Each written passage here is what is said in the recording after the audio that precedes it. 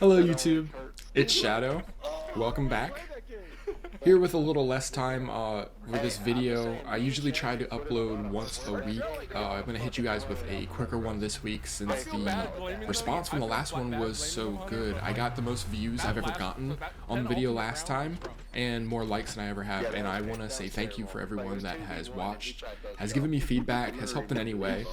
This is a journey here from the very bottom, and I appreciate you all being here with me. Today I have a game of Search and Destroy for you guys. Search and Destroy is definitely my favorite game mode within Call of Duty. It's pretty much the only game mode in Call of Duty.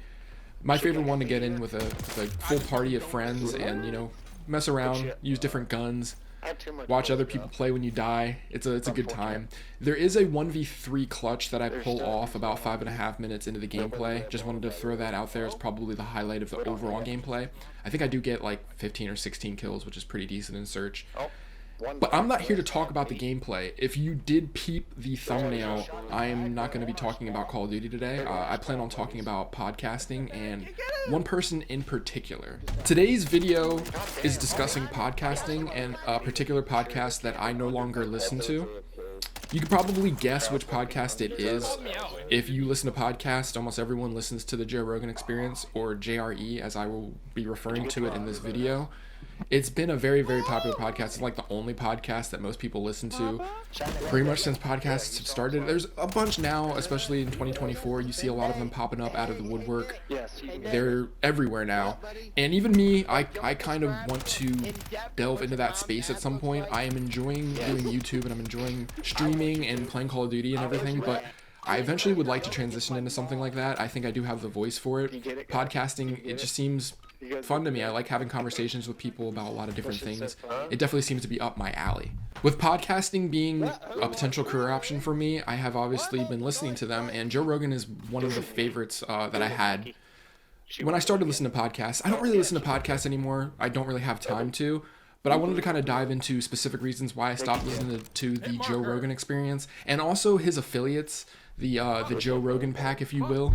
With being a pretty devout listener for a lot of years, there was one particular episode of JRE that kind of, I don't want to say ground my gears necessarily, but it was definitely the one where I was like, okay, I don't really feel interested in watching anymore. And that was the Dwayne Johnson or The Rock podcast that he did. A few of my friends, as well as my parents, kind of stopped listening to Joe Rogan probably a few years before this particular podcast was released. But this was the first one where I was like, okay, things are a little different. I can tell that I'm not as interested in the topics that are being discussed. I'm not as interested in the guest. Even though Dwayne The Rock Johnson should be a killer guest, almost anybody that would have him on your podcast, you would think it would be an instant hit. But for Joe Rogan, it just didn't mesh well for me. And I couldn't tell what was going on. I couldn't tell if Joe forced the podcast on The Rock because The Rock was, I don't know, was in town or something like that. Or if The Rock forced Joe to do the podcast because he had something he wanted to promote. But if memory serves from that particular podcast, I don't remember The Rock selling anything. I mean, he always has some new movie or some product I'm sure he's selling. But it didn't seem like that was the reason why he was on the podcast. They just kind of sat there and had a lot of awkward conversations about just very vanilla, generic stuff. And I just kind of hated it. One of my biggest gripes with that particular podcast was they didn't really discuss steroids. And if you know The Rock, I don't know how old he is at this point, but he's not a spring chicken anymore, and he looks absolutely incredible. His body is insane. And Joe Rogan has speculated in the past with, I think the guy, the less plates, more dates guy, the guy that knows a lot of stuff about nutrition and steroids and all of the things behind it. He looks at pictures of people and you can kind of tell whether or not they're on the juice. And he would have discussions with Joe about whether or not The Rock was on steroids, and it's pretty obvious that he is. I mean, most people pretty much know he is. I think he has people sign NDAs so that they don't have to discuss his steroid use when he does interviews or podcasts or what have you. I don't know what he made Joe do or sign or anything like that. I'm not in the room, but it just is odd that Joe, who has speculated in the past whether or not The Rock has used steroids, didn't bring it up at all one time, face to face, when they're having that conversation. It's a little strange. I used to listen to the Joe Rogan Experience to get exciting comedic news and interesting info without actually having to pay attention to the news. No one likes to pay attention to the news in 2024, if anybody is paying attention to the news. We know how many times CNN and Fox Fox News and all these other channels have lied to us in the past because they have their ulterior motives and all the behind the scenes nonsense that's been going on. We don't like any of it. And Joe kind of burst through that bubble and kind of gave us some actual news and insight without it being boring and uninteresting and not funny, and actually talking about the topics that needed to be discussed. Because oftentimes news channels, they kind of just phase over things that really need to be kind of delved into with a 3-hour talking podcast. But then fast forward to 2024, and his podcast has just kind of gotten stale with its delivery and almost its motivation as well. I don't know if it's because he's doing them so often. I don't know if it's because he's very busy outside of doing the podcast or whatnot. But it just seems like today and these days, he's just kind of going through the same epiphanies, the same stale, boring statements. He has the same guests on all the time. He's not really varying that much with the guests. He has new guests every now and then. Usually they're quite famous, like The Rock, or he had Snoop Dogg on. That was kind of a big one. But he's not really branching out as much as I would like. He keeps going over the same tropes and statements, like why he doesn't read comments and why people should be healthier. And in honesty, if you're an online person or a public person, you really shouldn't be reading too many comments, especially the negative ones. It's a good point. And I do think most people should be more healthy. If you look at America today, I mean, at any time during my life, I'm 30 years old. I turn 30 tomorrow. America is definitely obese. You don't have to look far to find it, and people should be healthier. And I do agree with these statements, but it doesn't need to be said almost every episode, and he kind of words it the same way. If you don't have anything new or interesting to say, and you don't have a different way to say it, you probably shouldn't do a podcast 3 or 4 times a week, in my opinion. Constantly going back to COVID-19. The year's 2024, and I get it, COVID-19 was a major thing, was a major shift and issue. But it doesn't need to be brought back as often as he brings it back. In the past 4 years, maybe even 5 years, it's been non-stop with the COVID talk. And yes, there's been a lot of good information and things that have been revealed on the JRE about COVID and about what's been going on. But again, it's 2024. We don't have to keep rehashing all the nonsense that happened with COVID-19. It was a very bad time for pretty much the majority of human beings on planet Earth. We don't need to keep going back to that. We need to move forward and figure out how we can make this world a better place. And that brings me to the next point of contention with the JRE podcast. Now, he constantly has the same guests on all the time, and it's usually comedians. Joe's a comedian, so you would expect him to have comedians on. No gripe with that. But when he does have these comedians on, they often kind of do the inside baseball, and they just talk comedy. And I get it, they're comedians. They should be talking comedy. They should be talking about how they're getting better at it and whatnot and their experiences. It's very valid. But you start to cut out a lot of the more normies when you just kind of talk about things that we don't go through. I don't travel the country doing stand-up comedy. I don't know what it's like to write bits or anything like that. I would like to potentially try. I don't think I'm particularly funny at this moment, but I would like to maybe delve into these things. I like to do a lot of different things in my life, but talking constantly about comedy when a lot of other people aren't as interested, especially if it's not funny, the conversation that you're having. It's not very interesting, the conversation you're having. You're just talking about numbers and who deserves to be on what show and bumps and all the other nonsense that they talk about with comedy. It just gets old after a while. And he's got like almost 3,000 episodes of the JRE, and a lot of them are just talking about comedy and inside baseball. It gets old. And then that brings us to some of the guests that he does often have on. It seems like the kind of Joe Rogan atmosphere in 2024 is starting to crumble and crack. Pre-pandemic and during the pandemic, when everyone had all the time in the world to just sit around and watch podcasts and watch the nonsense that these guys were talking and doing, their numbers were great. They were doing fantastic. Everyone was talking about them. Everyone was watching their podcasts. Their shows, their live comedy shows were doing numbers. You had people like Brendan Schaub, who was a UFC fighter, turn into a comedian, who he's not even a traveling comedian anymore as of this day.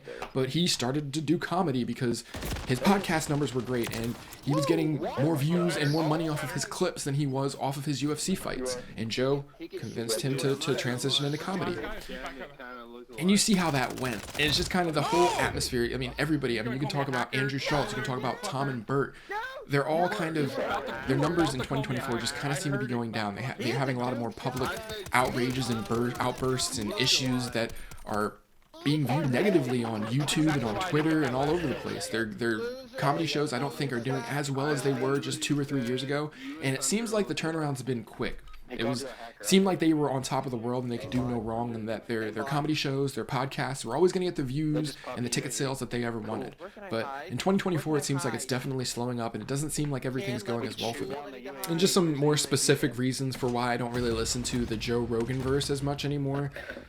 The Andrew Schultz guy, you could definitely consider him like a Joe Rogan regular. He hasn't been on there as much recently, but that's kind of because he comes off as a dick, to be honest with you. I never liked his podcast. I never liked Flagrant. It just looked like a bunch of dudes that were laughing at a bunch of nothing, and they were touching each other all the time for no reason. It seemed like they were really trying to hype up their podcast to being a lot more than what it ever was. It's not funny. It's not interesting. His guests are good, but his guests, I feel like, are good because he's in that space. He's in that Joe Rogan space where he can nab a DJ Academics, he can nab a Logan Paul, and he can get them on his podcast. But it doesn't mean it's good. It doesn't mean it's funny. It doesn't mean it's interesting. It doesn't mean I like it.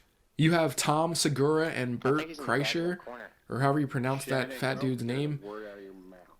They used to be funny to me. I want to say about 3 years ago, they were pretty funny during the pandemic. And I was actually looking forward to their episodes of Two Bears, One Cave. And I, dabbed into Tom Segura's his podcast with his wife. I liked their podcast for a little bit. But as time kind of went on, you could tell they kind of got more full of themselves as the fame and the money started coming in. They stopped doing the podcast together as much. They were doing podcasts with guests every other episode, and it'd be Tom with a guest one week, and then the next week it would be Bert with a guest. Never Tom and Bert together.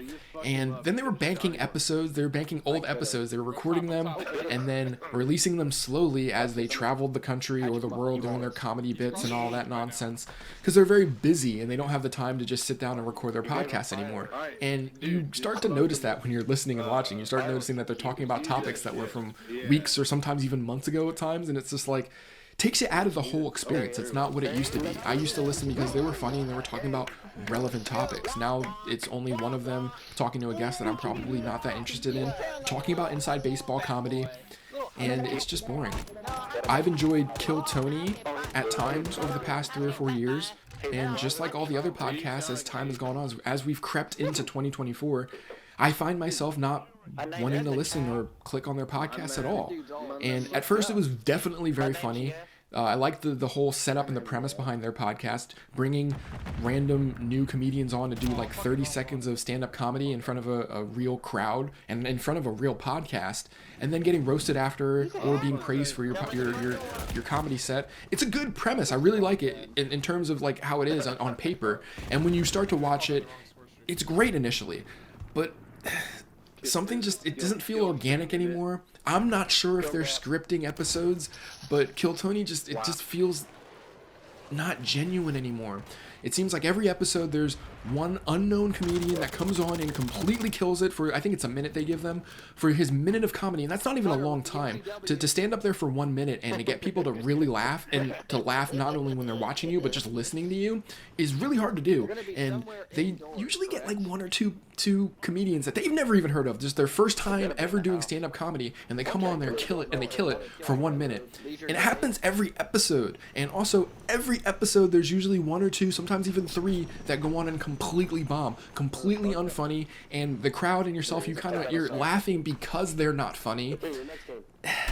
It gets old after a while, and you can just and I'm not gonna come out here and say it's scripted, but it seems like it's scripted. It doesn't seem organic, it doesn't seem genuine, it seems a little off, and that's why I don't watch anymore. And there's a few other comedians in the Joe Rogan verse that I could discuss, but I want to discuss one that I actually don't have as much of a problem with, and honestly I probably should, but I don't, and that's Ari Shaffir. I actually find him funny. I find him hilarious. I think that almost everything he's done is funny and hilarious. I liked his last comedy special, the Jewish special that he did with all the candles and everything. It was funny. It was very informative too. I learned something as well as laugh as I watched his comedy special. I definitely give him a little bit of props for being funny. And I know why a lot of people have issues with Ari Shaffir, and I'm not blind to them. I find him funny despite the fact that he drugged his friends. I mean, he drugged Bert Kreischer, and I think he caught Big J. Okerson. And Big J. Okerson, by the way, he's one of the Legion of Skanks. He's from Pennsylvania, where I'm from. He's one of my favorite comedians. I just wanted to throw that out there. Love Big J. Okerson. Don't love Ari Shaffir for doing whatever he did with him with I think it was acid or something. And then he did something with Bert Kreischer with drugging him as well. You can look into that if you want to look into what happened with Ari Shaffir and the specifics of that.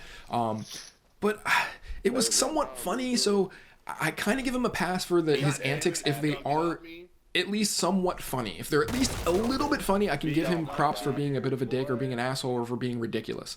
And the whole Kobe incident where he was trashing Kobe when Kobe died was awful. I cried when Kobe died. But he also made statements after Kobe's death that kind of made me feel kind of ridiculous for shedding tears for someone who I've never met before, who I was never going to meet. Kobe Bryant was a very successful and very well-liked human being. Why am I crying when he dies? You know what I mean? Yes, it's upsetting. Yes, he was on TV for like 20 years.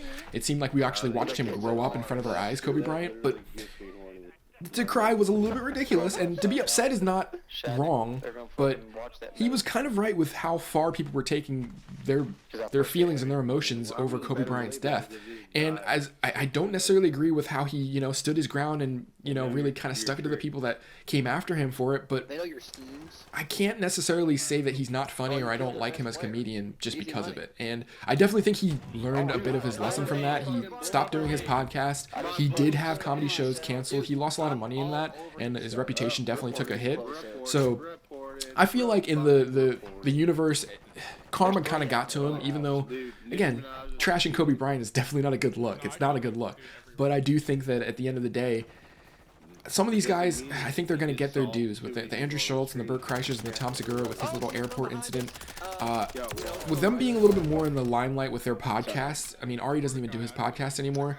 I feel like they have their dues a little bit more than him, even though you could look at what he's done and say that he's probably the worst of the group. From my perspective, I find him funny, and when you're a comedian, if you're funny, you can get away with some things. Not everything, but some things. And that brings us to the conclusion of the video. I hope you liked the video, and I want extra feedback on my content if you could. Comment anything that you would like to see or potentially like to see on the channel. Any changes you would like me to potentially make. I'm open, all ears for any ideas that you would have. I'm very new to this. I'm really working my way from the bottom here. Feedback is always welcome. Once again, I do stream as well as making these videos. I'm trying to make the videos about once a week. Again, I wanted to get this one out a little bit sooner because of the response from the last one was so positive. So I wanted to kind of keep this ball rolling as much as possible. If the views and everything are where I'd like them to be, I'll try to do more and more videos and more content, to the point where maybe I'm even doing videos once every other day, maybe even once a day, if we can get to that point. But for now, I'm going to continue to do a video once a week, maybe 2 to 3 times a week if there's extra content. The game, Modern Warfare 3, is being updated on Wednesday, which is 2 days from today.